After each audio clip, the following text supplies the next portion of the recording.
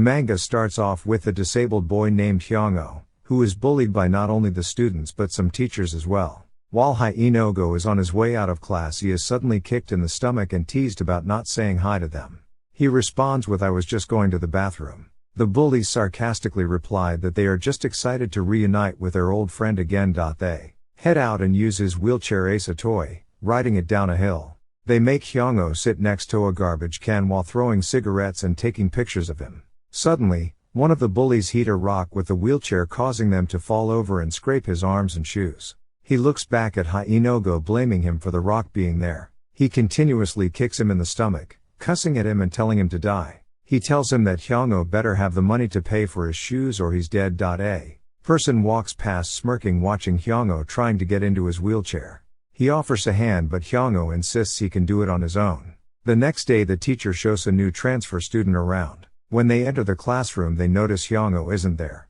One of the students told her that he went to the toilet for an urgent matter. After the new student introduces himself as Namsu, the teacher tells him to take a seat. Immediately after sitting down, Namsu is insulted, but he just ignores them. While the teacher is in the middle of class, Hyungo enters the door. The teacher, letting a few words slip out, tells him to take a seat. Namsu was surprised to see the boy he tried to help yesterday be in the same class as him. Hyungo drops his pen, but when Namsu tries to help, Hyungo instantly refuses and says he'll get it himself. Namsu is shocked and goes back to his seat. A student scoots a desk over to Namsu, telling him if he gets too friendly with him he will become an outcast. Namsu falls asleep and wakes up to Hyungo being threatened. Seeing this, he gets up, but the bully leaves after telling him that he better have his money, while he slams him into a wall, blaming him for it. Luckily, someone walks in and takes Hyungo home. His parents ask him how school is going. He states that he's doing fine and tells them about the new transfer student.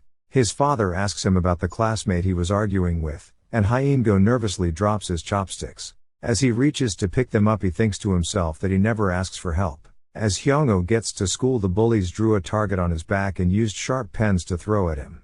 One bully throws a pen directly in the middle, causing him to bleed. They cheer as the others join in. When they are finished, they are reminded of the transfer student, thinking back on how Namsu ignored him. They then set up a date to teach him a lesson. Namsu walks over to a classmate asking what Hyungo likes. The classmate replies by saying you'll gain nothing by becoming friends with him. The classmate says that he studies a lot, so he guesses that books are something he likes. Namsu instantly walks over to Hyungo asking him about the exams. While studying, the student president gets irritated that the transfer student asked Hyungo instead of him. When he tries to help him, Namsu tells him he didn't ask for his help, and the student president is called to the office to ask him about getting first place.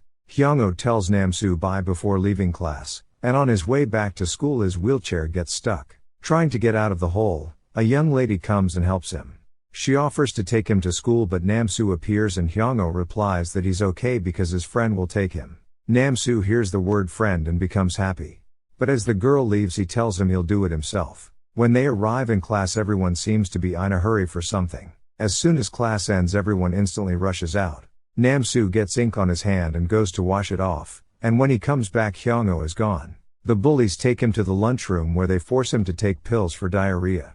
The lunchroom makes a bet on whether he'll poop or not. Namsu overhears this from two kids talking outside. Hyungo tried to hold it in but was unsuccessful.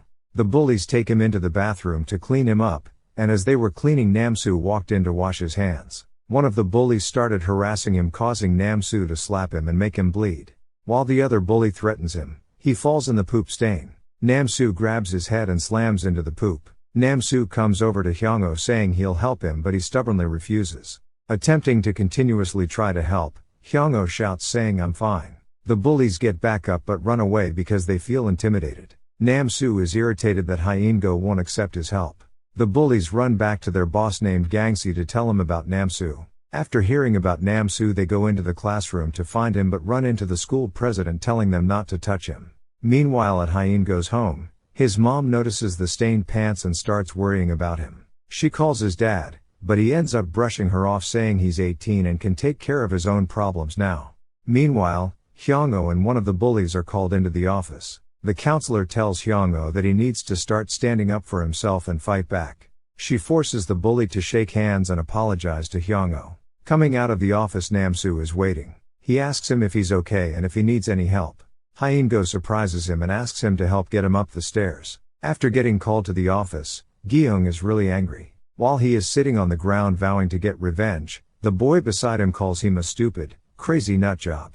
The boy tells his friends that Guy needs to be seen by a psychiatrist. Gi-young later walks into the classroom while the class is at PE and opens all of the lockers. Luckily the lockers are empty, not even a single textbook is in them. During PE, the entire class is running except for Hyungo, and noticing this his classmates ask why he is always an exception, and if he's going to be like that why is he even out there. When the PE teacher goes to dismiss Hyungo, he notices Namsu just standing by him and asks him, "Aren't you going to run?" Namsu just responds with "Why?"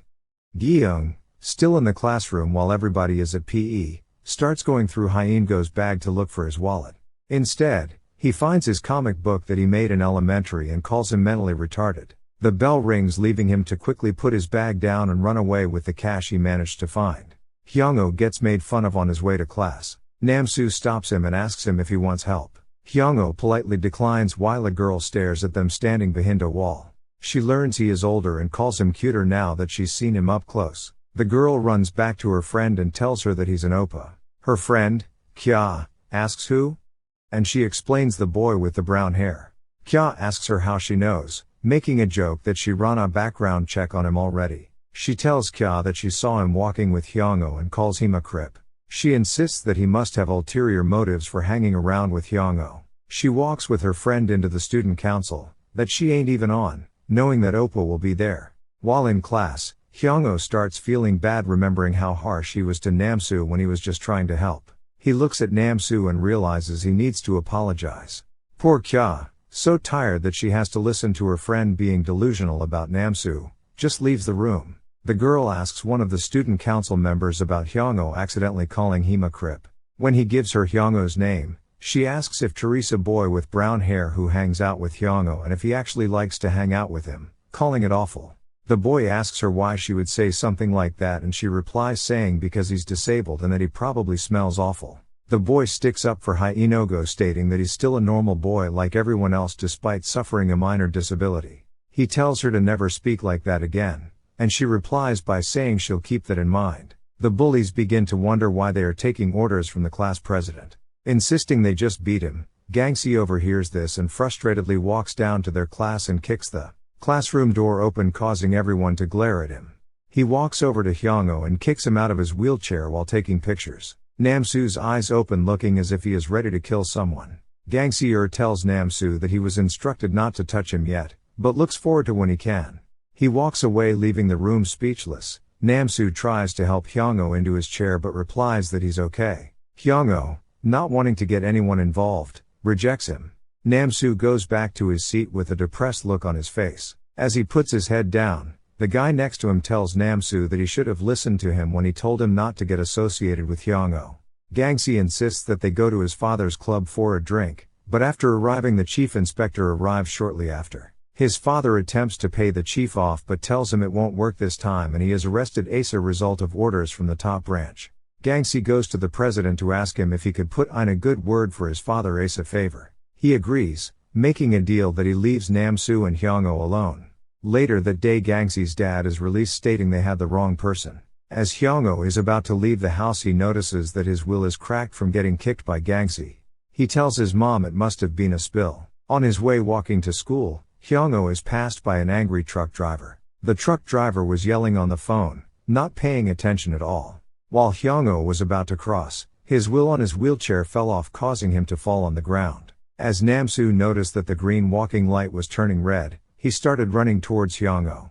Unfortunately for this boy walking, another boy running really fast pushed him onto the road. The truck driver had to stop quickly making him even more angry and got out of his truck to yell at the boy. Confused, Hyungo looked at the truck driver and the boy and asked Namsu if something happened. Namsu says he doesn't know but the truck driver seems angry and begins to ask if Hyungo's okay.